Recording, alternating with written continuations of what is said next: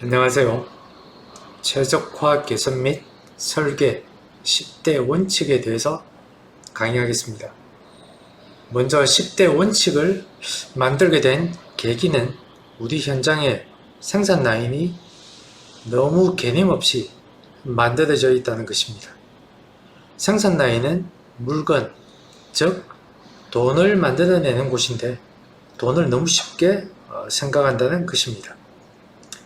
힘들어야 만든 물건을 보관하는 방법, 운반하는 방법, 물건을 만드는 방법, 그리고 물건을 만드는 사람의 배치 등을 너무 단순하게 쉽게 생각한다는 것입니다. 그래서 대기업, 중소기업 할 것 없이 많은 기업들이 여기에 설명하는 10대 원칙에 따라 생산 라인을 설계하거나 개선한다면 지금보다 훨씬 높은 이익을 만들어낼 것이라고 확신합니다. 자, 먼저 첫 번째 공정 집약화입니다. 공정 집약화의 대표적인 사례는 부엌이라고 할 수 있겠습니다.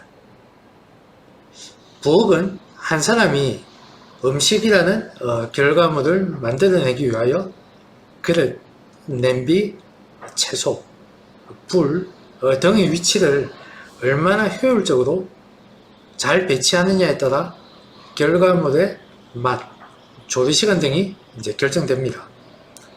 그런데 그릇이나 전자레인지, 냉장고 등의 위치가 분산되어 있다면 조리시간도 길어지고 음식의 맛도 달라질 것입니다. 생산 라인 사례를 말씀드리겠습니다. 여기 메인 라인이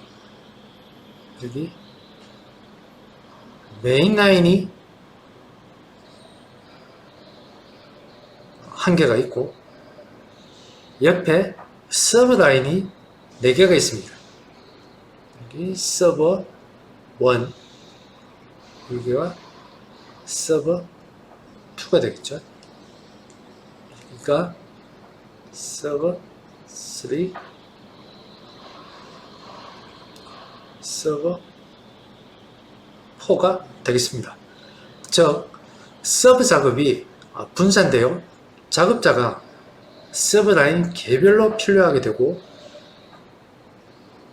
그리고 작업자가 많이 필요하게 되는 것입니다. 그런데 서브 작업을 한 곳에 집약하게 되면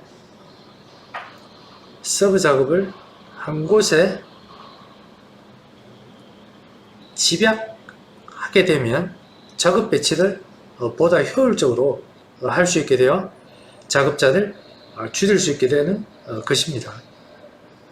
그래서 개선 전에 공정이 분산되어진 경우에는 서브 라인마다 작업자가 필요해서 약 8명이 필요했는데 서브 작업을 통합을 하게 되니까 서브 라인에는 4명만 있게 되는 것이죠.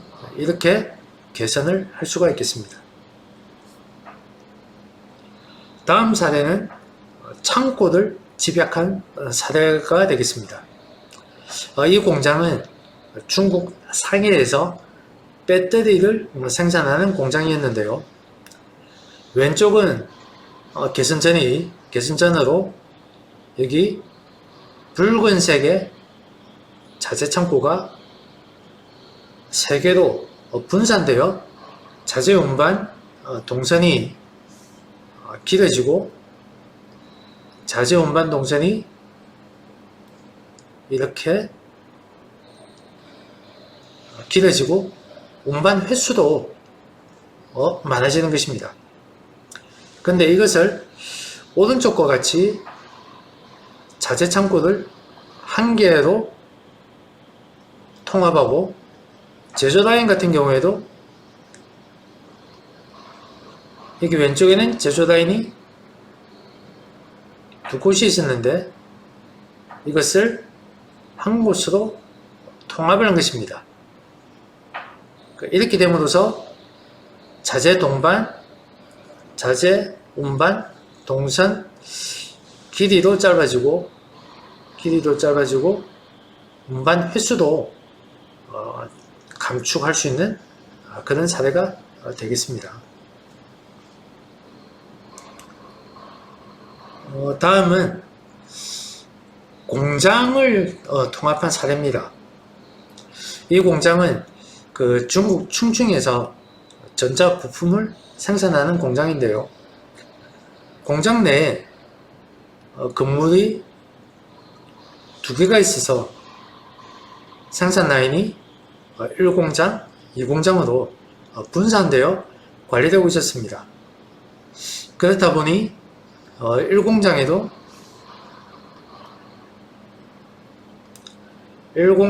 자재창고, 제품창고가 있고요.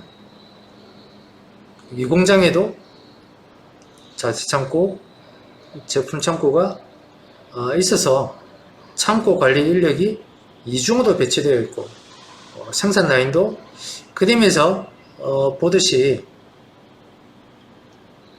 여기 여유 공간이 많이 있죠. 1공장에도 여기 여유 공간이 있는 것이 이제 볼 수가 있습니다. 자, 이런 공장을 한 개의 공장으로 이제 통합을 한 것입니다. 그래서 한 개로 통합하게 되니까 유틸리티 비용, 그 공장을 운영하는 유틸리티 비용을 절감할 수가 있게 되겠죠, 그죠? 그리고 창고도 이제 각각의 창고, 자재창고도 한 개로 통합하고, 그 다음에 제품창고도 한 개로 통합을 한 게 되겠고요. 물론 당연히 이제 제조 라인도 여기 한 개로 통합을 하게 된 것입니다. 자, 이렇게 하기 위해서는 그 생산 라인을, 기존의 생산 라인을 보시면 이렇게 가로 방향으로 놓여 있는 게 보이시죠, 그죠? 보시면 이렇게 가로 방향으로 되어 있습니다. 네, 이 가로 방향으로 되어 있는 것을 보시다시피 세로 방향으로 이제 변경을 해야 되는 거고요. 그리고 창고 같은 경우에도 이제 두 개를 한 개로 통합했으니까 다단적 치대를 설치해 가지고, 다단적 치대죠.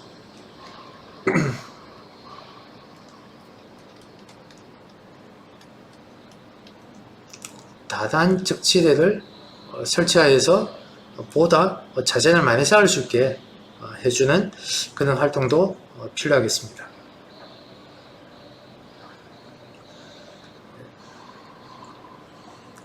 자, 다음 사례는 그 셀 라인을 적용한 사례가 되겠습니다. 이 공장은 한국 천안에 있는 전자제품을 생산하는 공장입니다. 왼쪽에 있는 이 개선 전 레이아웃을 보시면 왼쪽으로 자재가 투입되어 오른쪽으로 이제 생산이 진행되는 그런 라인이 되겠습니다. 자, 그래서 첫 번째 작업자 작업 시간이 5초고, 두 번째 작업자 작업 시간이 12초, 세 번째 11초, 네 번째 6초가 되겠습니다. 그런데 이 작업을 오른쪽 형태의 레이아웃으로 변경을 하게 된 것입니다. 자, 이렇게 레이아웃을 변경하게 된 것이죠. 자, 이렇게 되면 첫 번째 개선 전에 첫 번째 작업자와 마지막 작업자를 통합을 할 수 있는 겁니다.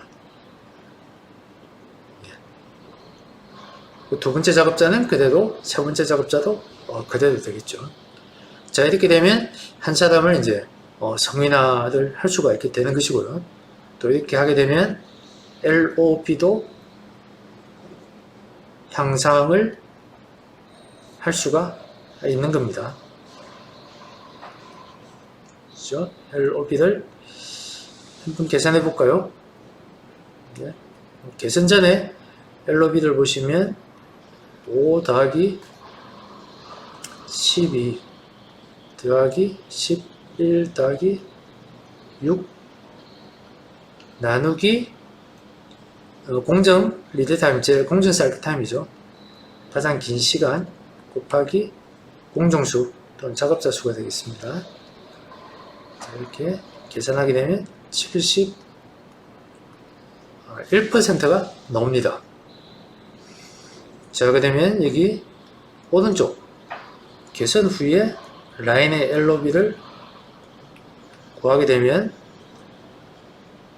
11 더하기 12 더하기 11 나누기 가장 긴 공정 사이클 타임 12초죠. 곱하기 작업자 수 3명이 되겠습니다. 자, 이렇게 하면 94%가 됩니다. 예.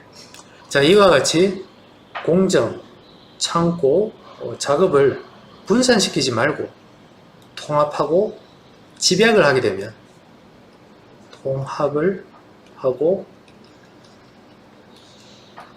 집약을 하게 된다는 거죠.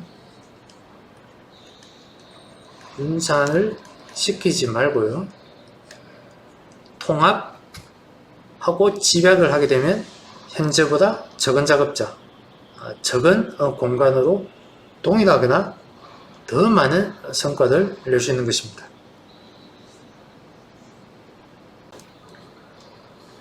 다음 두 번째는 설비 또는 사람 가치 극대화입니다. 즉 설비나 사람의 작업에서 가치 있는 작업의 비중을 높이자는 뜻입니다. 그러려면 우선 생산 작업에서 가치 있는 작업과 가치 없는 작업의 비중을 먼저 알아야겠죠. 여기 앞에 있는 그래프는 디스플레이를 생산할 때 각 공정 설비의 작업 시간에서 가치 작업과 비부가가치 작업 시간의 비중을 보여주는 그래프입니다. 아래에 부가가치와 비부가가치 구분 기준이 나와 있습니다. 이 기준에 따라 가공, 검사는 가치 작업, 그리고 운반, 대기는 비부가가치 작업이 되는 것입니다. 이 기준에 따라 분석한 그래프를 보면 비부가가치 작업이 높은 설비는 첫 번째 공정인 ITO 노광, 그리고 형광체, 그리고 G1, M1 등이 될 것입니다. 따라서 비부가가치가 높은 설비의 운반, 대기 작업 시간을 줄이게 되면 효율이 증가하여 가치가 올라가는 것이죠. 자, 다음 사례는 중국 천진공장 사례가 되겠습니다. 이 공장에는 생산 라인이 30개가 있는데요. 각 라인마다 레이저 마킹 설비가 설치되어 있습니다. 그런데 이 설비의 가동률이 30%도 되지 않는 겁니다. 즉 비부가가치인 대기가 70% 이상 되는 것이죠. 따라서 부가가치율을 올리기 위하여 레이저 마킹 작업만을 위한 서브라인을 별도로 구성한 것입니다. 따라서 각 라인별 전담 작업자도 감축할 수 있고 레이아웃 절감도 할 수 있었던 사례가 되겠습니다. 다음 사례도 같은 공장입니다. 여기 작업자가 3명이 있는데요. 여기 작업자가 3명이 있습니다.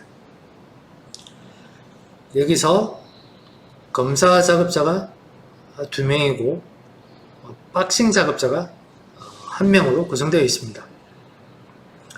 근데 검사 작업자가 2명, 1명, 2명이다 보니 항상 여유가 있어서 이 중에 1명을 박싱 작업을 하게끔 개선하려고 하였으나 검사 작업자는 이쪽 검사 작업자는 소속이 QC고요. 이쪽 박싱 작업자는 소속이 제조 소속이다 보니 각 부서 간에 서로 협조가 안 되어서 대기라는 비부가가치가 발생하였습니다. 그래서 이러한 것도 부서 간의 소통을 통하여 가치를 이제 극대화한 예가 되겠습니다. 다음 사례는 그 공정 간 제공을 감축하여 부가가치를 향상시킨 사례가 되겠습니다. 이쪽에 작업대를 보시면 작업대가 있죠. 작업대가 있으면 작업대 중간중간에 적치 공간이 존재하는 것을 볼 수 있습니다. 이 공간은 작업자가 작업을 하면 여기서 작업을 하겠죠. 작업을 완료하면 다시 이쪽에 제공을 적재해 주고 또 옆에 공정 작업자한테 또 주기 위해서 또 적재하고 이는 이제 적재를 위한 제공이 되겠죠. 그래서 적재를 위한 제공이 실제 생산되는 양보다 더 양이 발생하는 더 양이 많은 그런 기한 현상이 발생한다는 것이죠. 이러한 것도 간단하게 여기 공정 중간에 벨트 컨베어를 설치하는 겁니다. 그리고 각 작업자가 옆에 이렇게 배치가 되겠죠. 그래서 각 작업자가 작업한 것을 이렇게 컨베어 위에 올려놓으면 그 다음 작업자가 다시 잡아서 다시 작업을 한 다음에 다시 컨베어 위에 올리게 되는 것이죠. 이렇게 작업을 하게 되면 공정 중간중간에 발생하는 제공을 완전히 없앨 수 있는 간단한 방법이 되겠습니다. 이렇게 간단함에도 불구하고 실제 제가 여러 이제 중소기업을 가보면 공정을 이런 컨베어를 이용하지 않고 작업대를 이렇게 설치하고 난 다음에 공정 간 작업자 간 이동하는 걸 어떤 그 적치대를 통해서 그 로트 단위로 이동하려고 하는 그런 문제를 제가 굉장히 많이 이제 발견할 수 있었습니다. 그래서 그러한 것들을 이러한 간단한 컨베이어를 이용해서 해결할 수 있다. 이렇게 이걸 이용해서 부가가치를 더 올릴 수 있다. 이런 말씀이 되겠습니다. 그래서 이와 같이 가치 극대화라는 것은 공정 중에 발생하는 대기, 운반을 어떻게 하면 제거하거나 최소화할 수 있는가를 고민하고 개선해야 한다는 그런 뜻이 되겠습니다. 자, 운반은 제거의 대상이지 자동화의 대상이 아니라는 것을 잘 기억하시기 바랍니다. 자, 다음 세 번째는 정체 제거가 되겠습니다. 정체라고 하면 옆에 사진처럼 고속도로 정체가 대표적인 예가 되겠습니다. 우리 생산 라인에서 만들어지는 물건이 후공정으로 잘 흘러가지 못하고 막혀 있다면 큰 문제가 되겠죠. 이와 같이 물건의 흐름이 좋지 못하면 비용도 많이 들어가게 되고 제조 리드 타임도 많이 걸리게 됩니다. 이러한 정체의 원인은 무엇일까요? 그것은 한꺼번에 많이 만들기 때문입니다. 그럼 왜 한꺼번에 많이 만들까요? 첫 번째로 같은 모델을 계속 만들면 빨리 만들 수 있다고 착각하기 때문입니다.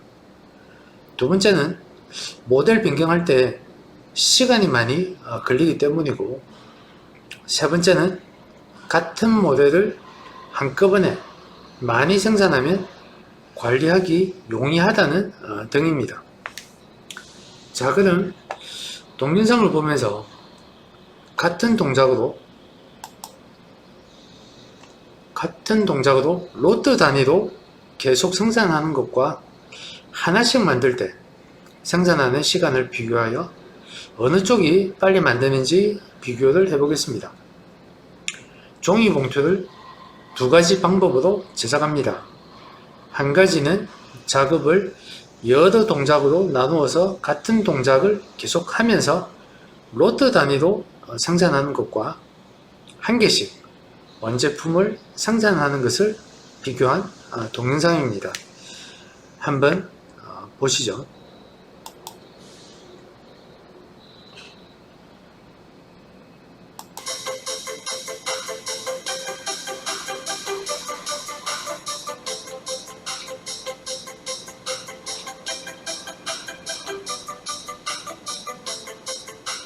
자, 왼쪽은 작업을 여러 동작으로 나누어서 같은 동작을 계속하면서 로트 단위로 생산하는 것이고, 오른쪽에 있는 것은 한 개씩 완제품을 생산하는 방법을 비교한 것입니다.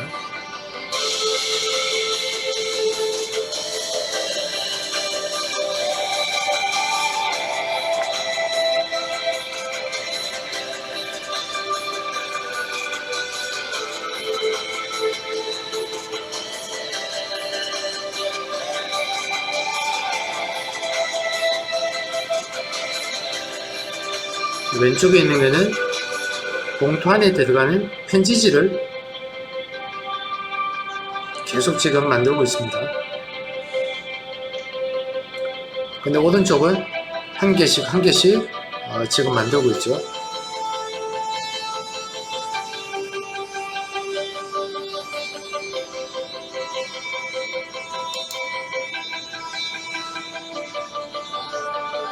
자, 조금 빨리 돌리겠습니다.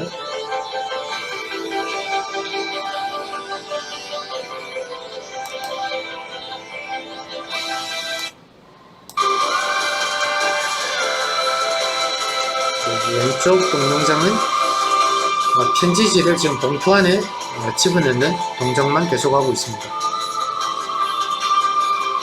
오른쪽은 지금 다섯 번째 제품을 지금 만들고 있는 중이네요. 좀 더 빨리 진행하겠습니다.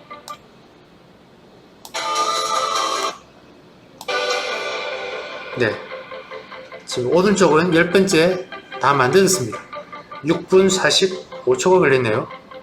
자, 근데 왼쪽에 작업을 보시면 지금 아직까지도 이제 진행 중에 있습니다.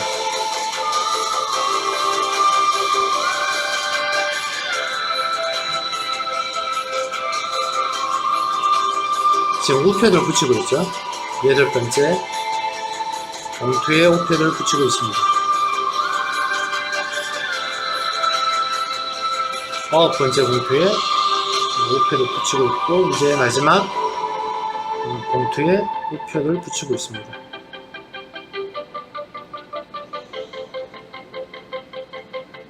네, 이제 왼쪽 동영상이 이제 끝났네요.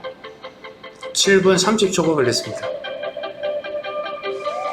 예, 30초, 15초니까 약 45초? 예, 45초 정도 차이가 남을 알 수가 있겠습니다. 자, 결과적으로 한 개씩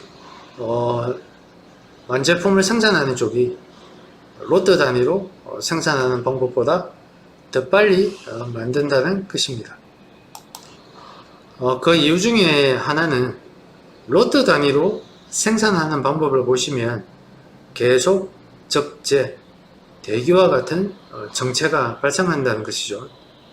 그러나 한 개씩 생산하는 방법에는 정체가 없이 계속 흘러가는 모습을 보실 수가 있었습니다.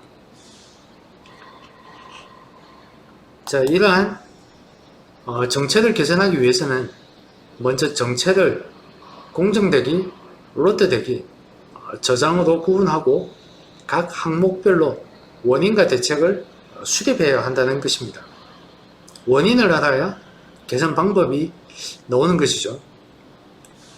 먼저 첫 번째, 대기, 공정대기는 공정 간 능력 차이에 의해서 발생하는 것입니다. 따라서 이를 개선하기 위해서는 앞 강의에서 말씀드린 LOP를 이제 형성시켜야 하는 것입니다. 두 번째, 로드 대기는 운반 크기에 의해 발생하는 것입니다. 즉, 한 번 운반할 때 운반량이 너무 많은 것이죠. 개선 방안은 운반 크기를 줄이는 것이고, 가능하다면 운반이 발생하지 않도록 하는 것이겠죠. 운반 루트 크기 축소 첫 번째 사례를 보시겠습니다. 자, 각 생산 라인 끝에 각 생산 라인이 여러 개가 있습니다. 보이시죠? 각 생산 라인이 여러 개가 있는데,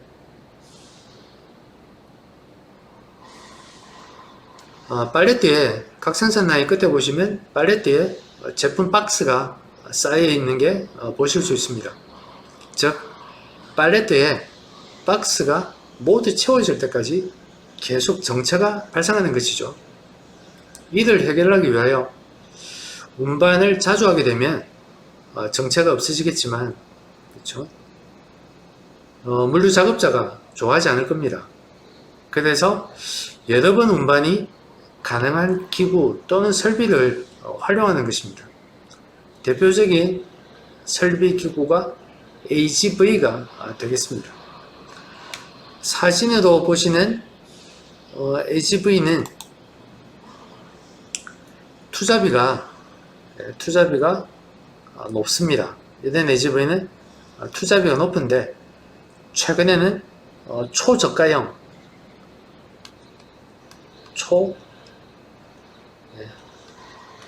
저가형 AGV가 많이 개발되어 있습니다. 그래서 이러한 것들을 많이 현장에 적용할 수가 있는 기회가 많으니까 정체 제거를 위해서 많이 활용해 보시면 좋겠습니다. 앞에서 조금 설명이 불충분했던 내용을 다시 한번 말씀드리면, 각 공정 끝에 이렇게 팔레트에 제품을 박스를 상차시키는 이런 문제를 좀 해결하기 위해서 물류 작업자가 있다는 거죠. 물류 작업자가 있다면 물류 작업자가 하여금 이 박스를 이쪽에 있는 창고에다가 계속 이렇게 운반하게 하면 운반 횟수가 굉장히 많아지겠죠. 그러니까 물류 작업자가 싫어할 수가 있겠습니다. 그래서 여기 있는 이런 박스들을 이 팔레트 단위가 아니고 박스 단위가 되겠죠. 그죠? 박스가 있으면 박스 단위로 여기 있는 게 이제 AGV입니다. 창고로 운반하게 하면 이게 공정 끝부분에 항상 쌓여 있는 이 팔레트 적재를 완전히 제거할 수 있는 이런 방법이 되겠습니다.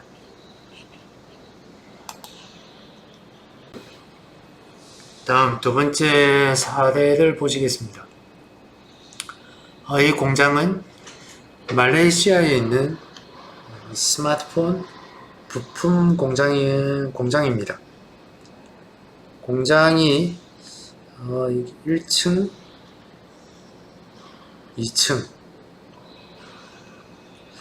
모두 구성되어 있어서 2층에서 만들어진 부품을 1층으로 운반하기 위해서는 엘리베이터를 이용해야 하다 보니 2층에서 이렇게 팔레트 단위로 적재하기 위한 과다한 정체가 발생하는 것입니다.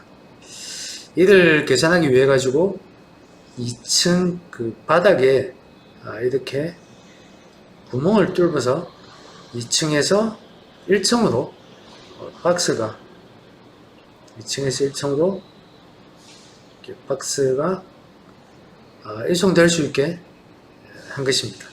2층에서 1층으로 박스 단위로 운반할 수 있게 한 것이 되겠죠. 그래서 개선 전에는 팔레트 단위였습니다. 팔레트 단위로 엘리베이터를 이용했던 것이죠.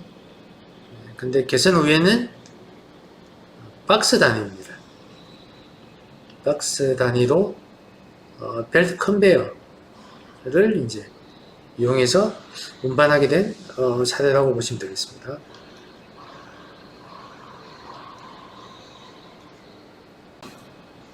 자, 다음 네 번째 잡 체인지 시간 단축입니다. 즉 모델 변경을 위한 준비 시간을 단축한다는 의미가 되겠습니다. 오른쪽의 사진처럼 전기 자동차를 충전하는데 시간이 많이 걸리다 보니 충전소에 차가 도착하면 이미 충전된 배터리로 빠르게 교체하기 위한 시스템인데요. 이와 같이 교체 시간을 줄이기 위한 원칙이 잡 체인지 시간 단축 원칙이 되겠습니다. 여기 왼쪽에 그래프를 보시면 X축은 생산량입니다. X축은 생산량이고 Y축은 생산 모델이 되겠습니다. 그래서 생산량에 따라 모델을 A그룹, B그룹 두 가지로 구분한 것입니다. 그러면 각 그룹에 적합한 생산 방식은 무엇일까요? A그룹은 생산량이 많고 모델 수가 적으므로 전용 생산 라인, 그죠? A그룹 같은 경우에는 전용 생산 라인을 구축하는 게 생산 전략이 되겠습니다.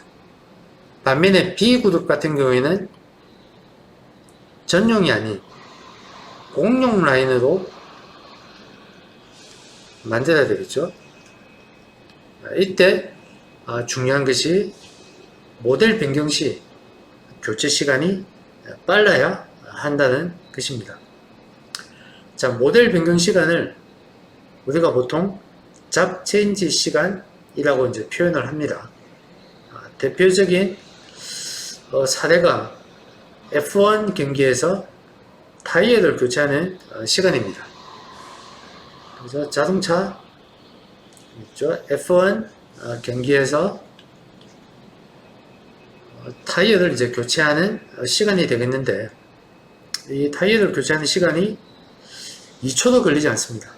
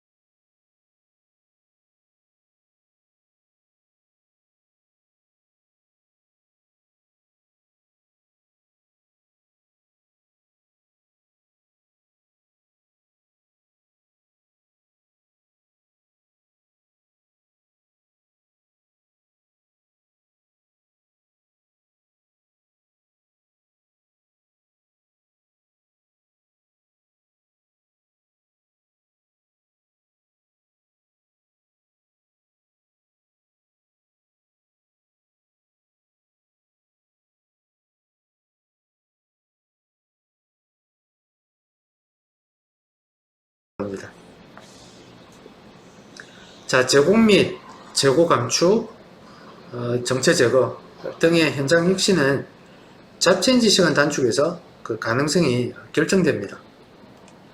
아래에 있는 예에서 보듯이 준비 교체 시간을 단축하게 되면 매우 큰 리드타임 단축 효과가 발생해서 동일한 시간에 생산을 훨씬 더 많이 할 수 있게 되는 것입니다. 그래서 잡체인지 시간 단축은 이미 여러가지 노하우와 사례가 인터넷에 올라와 있습니다. 이를 참고하여 여러분 회사의 생산 공정에 적용할 수 있을 것으로 보입니다. 그러나 이러한 여러가지 노하우에서 한 가지만 강조하여 말씀드리면 반드시 개선 활동을 하기 전에 외준비 교체, 내준비 교체 개념을 분명히 하라는 것입니다. 먼저 외준비와 내준비의 개념부터 분명히 하고 개선 활동을 하라고 말씀드리고 싶습니다. 간단하게 말씀드린다면 내준비 교체는 설비나 라인을 세워야만 가능한 작업이고, 외준비는 설비를 가동 중에 가능한 작업이 되겠습니다. 예를 들면 사출기에서 금형을 교체한다면 외준비는 기존 금형을 분리하여 적치대까지 가져가는 작업, 그리고 다시 새로운 금형을 적치대에서 사출기까지 가져오는 작업이 되겠죠. 내준비는 사출기를 세워야만 할 수 있는 금형 클램핑 작업, 금형 세팅 작업 등이 되겠습니다. 근데 사출기에 금형을 걷어놓고 금형 세척을 한다든가 코어, 핀 등을 교체하거나 한다면 그것은 낭비가 될 것입니다. 그래서 그러한 작업은 외준비 작업 때 미리 해놓아야 하는 것이죠. 그리고 최근에는 모델 변경 시 설비에 각종 지그, 검사기, 조립기 등의 교환이 필요하게 되니까 이것을 줄이고자 설비를 처음부터 여러 대를 제작하는 것입니다. 여러 대를 제작해 놓고 생산하는 모델에 맞게 설비 자체를 아예 바꿔버리는 것이죠. 물론 당연히 투자비가 상당히 많이 들어가게 될 겁니다.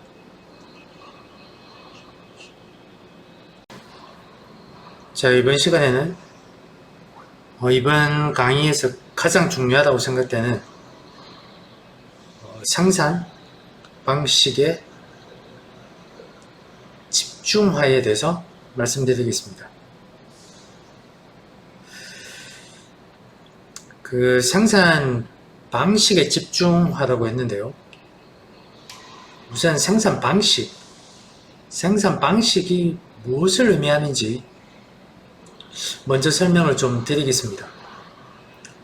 우리가 일반적으로 생산 방식 이렇게 이야기하면 여기 보시는 배치 생산 방식, 로트 생산 방식, 인라인화 생산 방식, 셀 생산 방식, 또는 동기화 생산 방식, 패턴 생산 방식, 간판 생산 방식, 도이다 생산 방식, 린 생산 방식, 컨베어 생산 방식, 이런 이야기를 많이 들어봤을 겁니다. 근데 이 앞에 보시면 이것뿐만 아니라 여러 가지가 많이 나와 있죠. 안돈 생산 방식이라든지 레고 생산 방식, 소품종 다량 생산 방식 등등 이름이 상당히 종류가 많습니다. 그리고 이 밑에 보시면 삼성전자는 09년 11월부터 SPS 생산 방식이다, 이런 이야기를 또 하고 있습니다. 그럼 이 생산 방식이라는 게 도대체 무엇을 의미하는가 하는 것인데요. 생산 방식이라고 하면 그 업종, 그러니까 그 기업에서 생산하는 제품의 가장 적합한 생산 형태, 생산 형태를 생산 방식이라고 부르는 것 같습니다. 그래서 보통 좀 대기업 같은 경우에는 대기업 나름대로의 생산 방식을 이름을 붙여가지고 호칭하는 그런 경우가 많습니다. 창원에 있는 볼보 중공업 또는 현대자동차, 그다음 또 생산 삼성에 있는 삼성전자, 삼성전기 등등이 있겠죠. 또 LG도 마찬가지입니다. 포스코도 있죠. 포스코 나름대로 부르는 생산 방식이 따로 있습니다. 그와 같이 이 생산 방식이라고 하는 게 어떤 생산 방식이 정해졌다 라고 하면 이 생산 방식을 어떤 회사에서도 다 같이 사용할 수 있느냐 라는 게 아니라는 거죠. 그럼 자동차 같으면 자동차에 맞는 최적의 생산 방식이 있을 것이고, 또 전자업종, 또 화학 업종에 따라서 그 업종에 맞는 생산 방식은, 최적의 생산 방식은 따로 있습니다. 그래서 여기서 중요한 것은 그 기업이 지난 10년, 20년 동안 추구했던 그 기업의 가장 최적의 생산 형태를 하나의 헌법으로 만들어서, 하나의 로드맵, 하나의 법칙, 하나의 법규로 만들어서 그걸 생산 방식이다, 이렇게 이름을 붙이게 되는 것이죠. 그래서 그 생산 방식 앞에는 어떤 호칭이 반드시 붙게 되어 있습니다. 그래서 어떤 생산 방식이다, 이렇게 이제 부르는 거죠. 그래서 뒷장에 보시면 생산 방식이 흔들리면 모든 것이 혼란된다, 이런 이야기가 있는데요. 자, 이게 무슨 말이냐면 그 기업에 맞는 최적의 생산 방식이 따로 있다, 이런 이야기가 되겠습니다. 앞서 말씀드린 바와 같이 볼보 그룹 같은 경우에는 볼보 중장비가 되겠죠. 창원에 있는 볼보 중장비는 여기도 SPS라고 부릅니다. 근데 여기는 앞에 있는 S는 Synchronized, 그래서 이제 동기화를 이야기하는 거죠.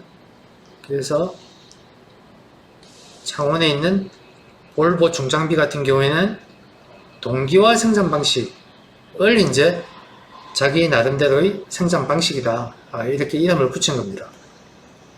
그리고 삼성전자는 여기 똑같이 SPS인데 앞에 S가 삼성이죠. 그래서 삼성 프로덕션 시스템이라고 해서 삼성전자 나름대로의 생산에 대한 고유한 철학, 사상으로 만들어진 그런 SPS라는 책자가 있습니다. 여기에는 SPS에 대한 철학과 사상, 그 과거 이근 회장부터 해서 지금 이재용 부회장이죠. 그분들의 어떤 생산에 대한 철학, 사상 등이 이제 요약이 되어 있어가지고 그 사상과 철학을 기반으로 해서 생산은 어떻게 해야 된다, 물류는 어떤 방식으로 시스템을 짜야 된다, 레이아웃은 어떻게 해야 된다, 그 다음에 설비는 어떤 형태로 설비를 제작해야 된다, 등등에 대한 내용이 요약되어 있는 그런 것들이 많습니다. 자, 그리고 여기 포스코도 있죠, 그죠? 포스코도 보시면 QSS라고 해서 과거로부터 이제 식스 시그마를 했었는데 이 앞에다가 퀵이라는 걸 이제 붙여가지고 퀵 식스 시그마, 이걸 하나의 또 포스코 나름대로의 생산 방식이다, 이렇게 이름을 붙여서 사용을 합니다. 그리고 현대자동차는 린 생산 방식, 요거는 여러분도 잘 아시다시피 도이다 생산 방식이죠. 그죠? 도이다 생산 방식에서 린이 탄생을 한 거죠. 그죠? 그래서 린 생산 방식을 현대자동차의 기반적인 생산 방식의 프레임이다. 이렇게 이름을 붙여서 사용합니다. 여기서 제가 말씀드리고 싶은 것은 뭐냐면, 생산 방식은 어떤 회사든지 그 회사 고유한 생산 방식을 정의할 필요가 있습니다. 그래서 자기 회사의 물류는 어떤 식으로 가져갈 것이다. 레이아웃은 어떻게 가져간다. 설비는 자동화를 할 때는 자동화 컨셉은 어떻고, 그리고 생산 라인을 구성할 때, 특히 사람이 관련된 작업 라인을 만들 때는 어떻게 배치하고 어떤 컨셉으로 가져가겠다 라는 것에 대한 자기 회사에 대한 고유한 생산 방식이 반드시 있어야 된다. 그런 말씀을 드리고 싶습니다.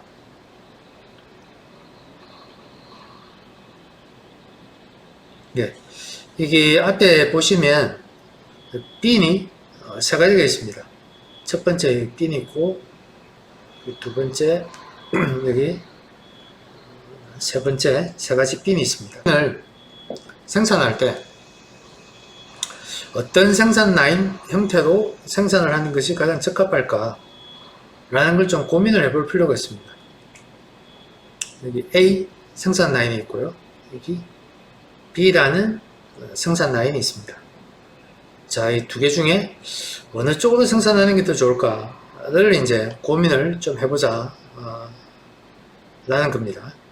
1번, 이 제품을 생산을 A 라인에서 생산한다고 봅시다. 자, 여기 중간에 컨베어가 깔려 있습니다. 사람이 중간에 배치되어 있죠. 그래서 1이라는 핀을 생산하기 위해서는 처음에 철판을 잘라야 되겠죠. 그 다음에 여기 철사도 절단을 해야 되겠죠. 그래서 이 컨베이어 위에 올려놓으면 1번 작업자가 받아서 첫 번째 공정 작업을 하겠죠. 그리고 뒷공정으로 쭉 흘러가고, 여기서 핀 머리, 여기서 이제 핀 중간부 생산을 하겠죠. 설비에서 아마 찍어내겠죠. 그죠? 마지막에 와서 여기서 용접 같은 걸 해가지고 나중에 컨베이어를 타고 이렇게 박스에 상차되는 이 형태로 이제 진행이 될 겁니다. 자, 그 다음에 이제 두 번째 핀도 똑같이 여기 투입되면 똑같은 형태가 되겠죠. 강판을 자르고 또 철사를 절단하고 머리부, 그 다음에 중간부 생산하고, 또 뒤에 가서 용접해서 박스에 넣어서 다시 바데트에 올리고, 또 C라는 세 번째죠. 세 번째 또 핀을 생산할 때 또 똑같은 방법으로 아마 생산을 하게 될 겁니다. 그래서 이 세 가지 제품을 생산하기 위해서는 최소 생산 로트가 있지 않겠습니까? 그죠? 최소 생산 로트가 있을 겁니다. 그래서 로트만큼 생산을 해야 되는 거죠. 그래서 1번 빈에 대해서는 최소 생산 로트가 1000개다. 두 번째 B는 최소 생산 로트가 2만 개다. 또 3번 B는 최소 생산 로트가 5,000개다. 라고 하면 일단 1번 핀을 1000개를 먼저 생산해야지, 그 다음에 2번 핀을 2만 개를 생산할 수 있고, 그 다음에 세 번째 핀을 5,000개 생산할 수 있는 거죠. 그렇다 보니까 만약에 고객이 3번 핀을 원한다 라고 했을 때는 1번하고 2번 핀이 이 공정을 다 거쳐갈 때까지 기다려야 되는 거죠. 그 반면에 비생산 방식을 한번 보시겠습니다. 비생산 방식은 이렇게 사람으로 구성된 3명씩 이렇게 구성된 라인이 3개가 있습니다. 첫 번째 라인에서는 위에서 1번 핀, 두 번째 라인에서는 2번 핀, 세 번째 라인에서는 3번 핀을 생산한다고 했을 때 고객이 3번 핀을 원한다 라고 하면 3번 라인에서 생산해서 바로 갖다 주면 되죠. 또 2번 핀을 원한다 그럼 2번 라인에서 바로 생산해서 보내주면 됩니다. 자, 이렇게 제가 좀 쉽게 너무 쉽게 말씀드렸지만 라인을 이렇게 1번, 2번, 3번과 같이 간단하게 큰 배역 없이 간단하게 구성하게 되면 고객이 대기하지 않고 본인이 원하는 제품을 바로 받아볼 수가 있는 거죠. 그래서 이렇게 구성된 라인을 우리가 뭐라고 하느냐면 여러분도 잘 아시다시피 셀 생산 방식, 셀 라인이라고 이제 부릅니다. 자, 그러면 셀 생산 방식에 대해서 간단하게 좀 설명을 좀 드리고자 하는데요. 앞에서 보시는 셀, 세포를 이야기하는 거죠, 그죠? 그래서 한 개 한 개의 세포처럼 사람을 간단하게 작업 구성을 해가지고 셀을 여러 개 만들어서 각 셀에서 다른 제품들을 동시에 생산할 수 있게 만들어주는 그런 생산 방식이 되겠습니다. 그래서 이렇게 셀 생산 방식을 구축하게 되면 개인별로 품질에 책임을 지게 되고요. 생산량, 생산성 관리도 별도로 관리가 될 수 있으며 또한 이제 풀프루프 또는 간이자동화 등과 같은 이 각 라인에 있는 개별 작업자들의 어떤 아이디어가 녹아 들어가서 생산 라인을 구성하는 그런 형태의 생산 라인이 되겠습니다. 자, 그래서 셀 생산 방식을 이제 설명을 드리고자 하는 게 뭐냐면 셀 생산 방식을 이제 도입하고 있는 가장 잘 알려진 회사가 삼성전자입니다. 근데 이게 굳이 삼성전자에만 국한된 어떤 우리가 휴대폰이라든지 그런 제품에만 국한된 생산 방식이 아니고요. 우리가 생산하는 거의 모든 제품에 대해서 우리가 셀 생산 방식을 도입을 할 수 있다. 이런 생각을 제가 가지고 있습니다.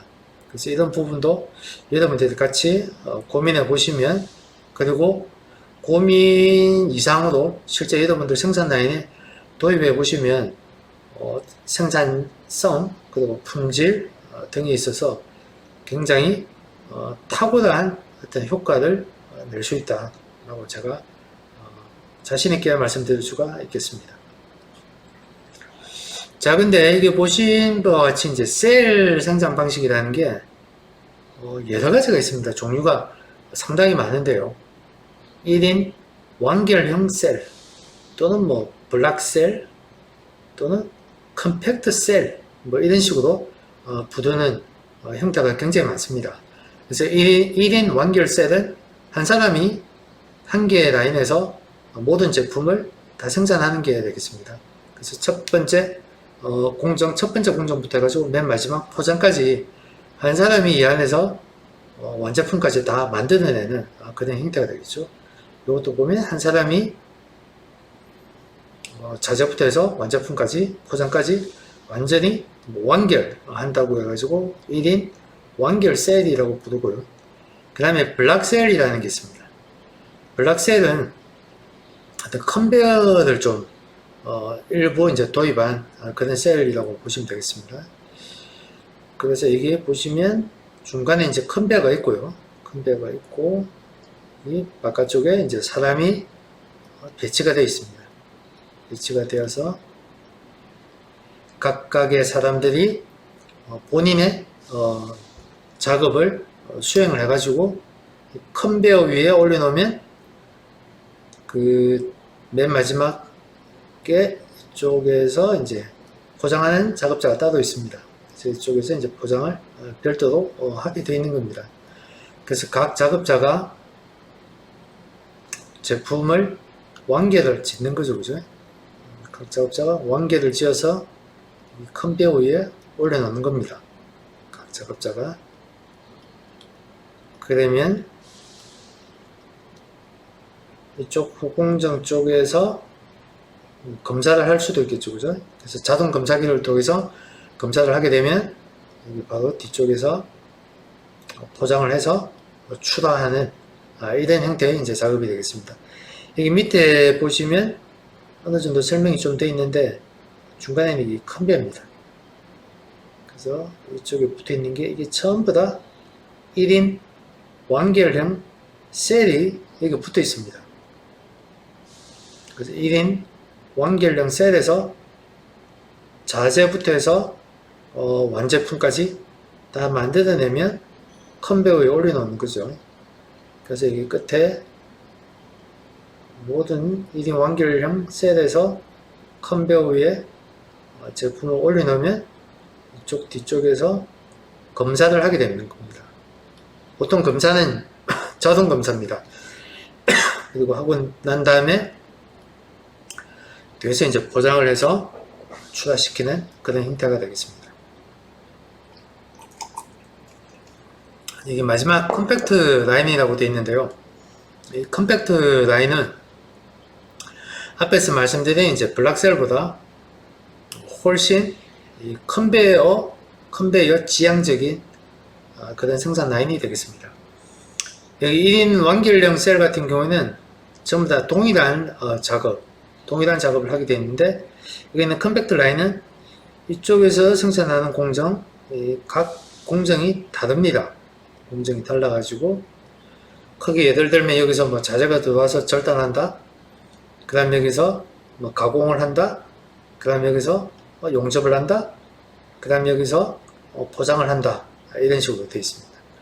그래서 여기 있는 블락셀하고 컴팩트 라인의 차이는 뭐냐면, 블락셀은 컨베어가 있고요. 컨베어가 있고 각각의 1인 완결형 셀, 앞에서 말씀드린 1인 완결형 셀이 여기 다 있습니다. 여기도 1인 완결형 셀이 다 구성이 되어 있죠. 그래서 1인 완결형 셀에서 생산을 해서 여기 컨베어에 올려놓습니다. 그럼 이 뒤쪽에서 검사하고 포장해서 출하하는 그런 형태고요. 이 컴팩트 라인도 똑같이 컨베어가 있습니다. 그렇지만 이쪽은 공정의 그 초기 단계, 또 보면 자재가 들어와서 뭐 절단이나 뭐 세척 이런 게 되겠죠. 그다음에 중간 부분에서 중간 단계, 가공 단계가 되겠죠. 그 다음 여기는 마지막 조립이나 또는 뭐 용접 등이 되겠죠. 그 다음에 마지막에 포장을 해서 출하하는 이런 형태의 이제 공정을 컴팩트 라인 이렇게 부릅니다. 그래서 어떤 라인이 되었든 간에 가장 기본적인 되는 개념이 뭐냐면 여기 있는 1인 완결형 셀이 되겠습니다. 자, 그 다음에 또 다른 회사의 이제 사례를 또 보시면, 여기 제조 라인이 있는데, 생산하는 제품이 A라는 제품, B라는 제품, C 제품, 이렇게 있습니다.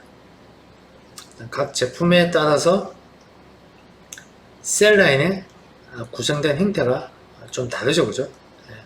좀 다르게 생겼지만, 보시면 크게 차이는 없는 걸로 보여집니다. 앞쪽에 공정이 첫 번째 단계 공정이 있고, 그 다음에 두 번째, 세 번째, 네 번째, 그리고 여기, 예. 모양이 조금씩 다르죠, 그죠? 예. 자, 이렇게 되어 있지만 맨 마지막은 다 똑같이 이제 포장하는 공정입니다. 여기서는 다 포장을 하고요. 거기 맨 앞쪽에서는 자재가 들어와서 첫 번째 작업하는 공정, 그 다음에 두 번째 작업하는 공정, 세 번째 작업하는 공정을 거쳐서 포장을 거쳐서 완제품이 만들어지는 겁니다. 그래서 이러한 형태의 이제 생산 라인을 이제 구성을 하게 되겠는데, 자, 우리 회사의 제품을 먼저 구두평을 좀 해볼 필요가 있겠죠, 그죠? 우리 회사의 제품을 A라는 제품, B라는 제품, C라는 제품을 먼저 구도핑을 좀 하실 필요가 있습니다. 어떤 특성에 따라서 구도핑을 한 다음에 A라는 제품에 대해서는 이러한 레이아웃으로 생산을 하고, B라는 제품은 이렇게, C라는 제품은 이렇게 생산하겠다 라는 식으로 우리가 정의를 하는 겁니다. 그래서 이와 같은 활동을 우리가 생산 방식을 정해서 생산 방식에 따른 전략에 따라 생산을 한다, 이렇게 보시면 되겠습니다. 자, 그 다음에 여기에 우리가 직접적으로 실습은 할 수가 없겠지만 가상으로 실습을 한번 해보겠습니다. 자, 여기 앞에 보시는 이런 제품이 있는데요. 병원에 가면은 많이 볼 수 있는 제품이죠. 자, 이런 제품을 생산을 하는데 과연 어떤 생산 방식으로 생산하는 게 가장 좋을까를 이제 우리가 좀 고민을 좀 해보자 라는 겁니다. 자, 우선 이 제품을 생산하고 있는 공정을 한번 보시겠습니다. 자, 여기 보시는 이런 형태로 이제 생산을 하고 있는 겁니다. 지금 여기 보시면 작업 테이블이 보이시죠? 그리고 여기 부품이 있습니다. 그리고 여기도 작업 테이블이 있는데 여기 생산 자재 부품이 여기 있습니다. 사람이 여기 한 2명씩 이렇게 앉아 있는 거 보이시죠? 자, 저쪽에도 작업대가 있습니다. 여기도 사람이 이렇게 있습니다. 자, 여기 이 장면을 제가 다시 그림을 한번 그려보면 여기 작업대가 여기 1개, 2개, 3개가 이렇게 있으면 각각의 이제 작업자가 2명 또는 4명씩 이렇게 작업자가 배치가 되어 있습니다. 자, 그러면 이 생산을 어떻게 하느냐면, 자, 1번 공정에서는 이 제품에 여기 앞쪽에 붙어 있는 거 있죠. 여기서 보시죠. 여기까지 작업을 하는 겁니다. 그 다음에 두 번째 작업대에서는 여기 두 번째 작업대에서는 여기서부터 여기까지 생산을 하고요. 그 다음에 마지막 세 번째죠, 그죠? 세 번째 공정에서는 마지막에 세 번째 작업을 하는 겁니다. 네. 그래서 다 작업이 완료되면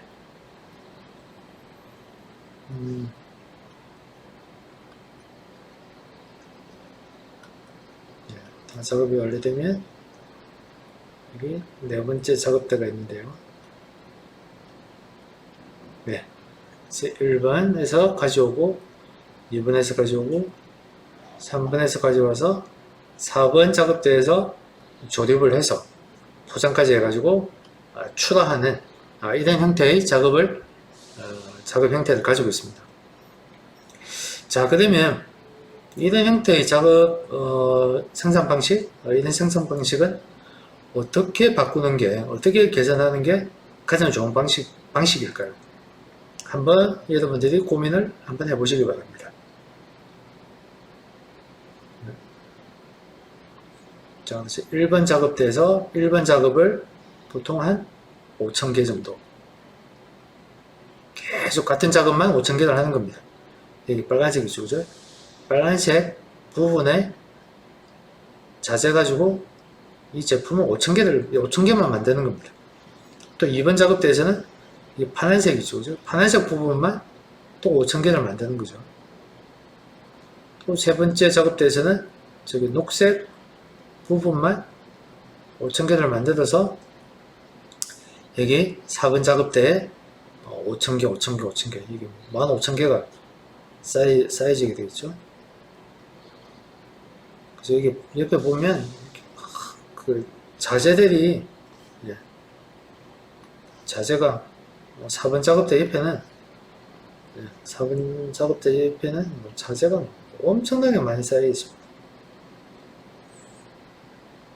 엄청나게 많이 쌓여있고, 여기도 많이 쌓이겠죠, 그죠?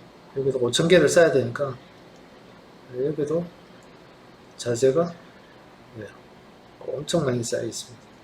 여기는 더 많이 쌓여, 4번 작업대 옆에는 더 많이 쌓여져 있겠죠? 자, 과연 이런 형태의 작업이 얼마나 적합한 작업인지는 잘 모르겠지만, 예, 분명히 문제가 있습니다. 그래서 어떻게 바꾸면 좋을지 한번 고민을, 예, 한번 해보시기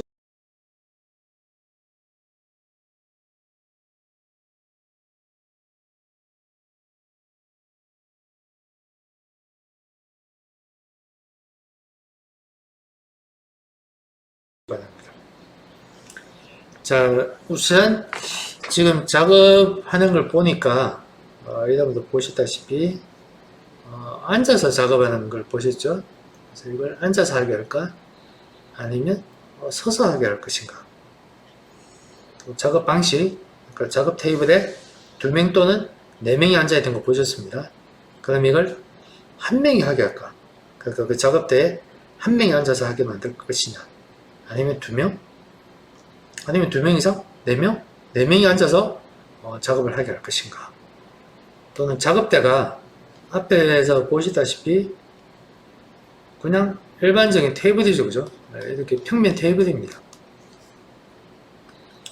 자, 그러면 그것을 평면이 아닌 입체 형태, 이거 보시죠? 입체적인 형태로 만들 것인가? 그러면 공구나 자재는 어떻게 배치하는 게 좋을 것인가? 이런 것들을 여러분들이 좀 고민을 좀 해보셨으면 좋겠습니다. 그래서 이러한 형태가 이제 이게 바로 1명이 지금 있죠, 그죠? 1명이 아까 1번 작업대, 2번 작업대, 3번 작업대 있었는데 이렇게 1명이 돌아가면서 작업을 하게 할 것인가? 아니면 3명이 이렇게 앉아가지고 1번 작업대, 2번 작업대, 3번 작업대, 나중에 여기가 4번 포장하는 형태의 라인으로 만들 것인가? 이런 것들을 여러분들이 좀 고민해 보시기 바랍니다. 조금 이따가 다시 이어서 답을 말씀드리겠습니다.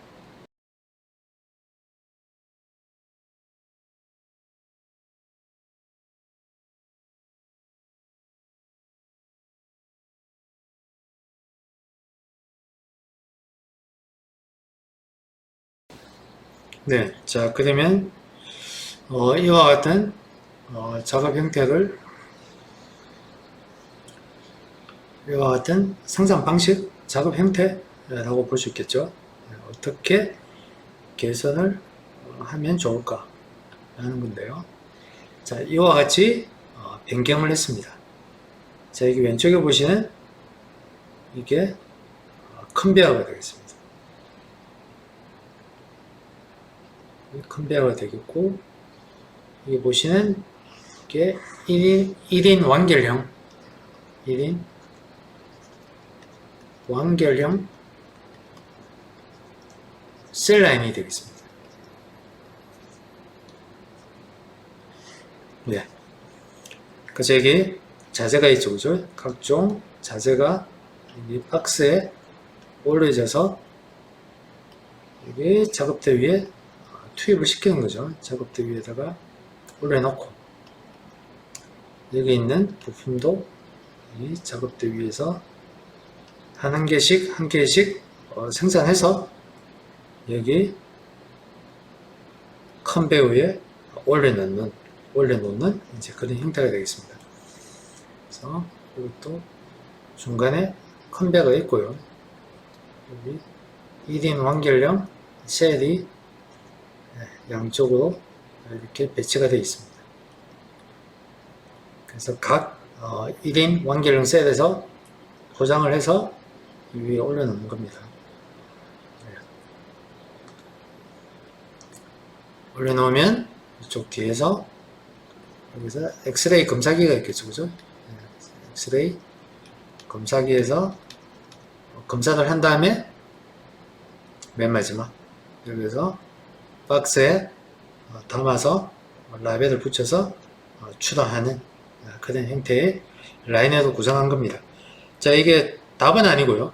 답이라고 제가 말씀드리는 게 아니고 이렇게 할 수도 있다. 그리고 이렇게 하는 게 가장 적합한 가장 적합한 생산 방식이라고 제가 생각하고 있는 겁니다. 혹시 여러분들이 좀 더 다른 이것보다는 다른 생산 방식이 있으면 여러분들이 댓글이나 아니면 이메일로 저한테 알려주시면 감사하겠습니다. 예, 여기서 마치겠습니다.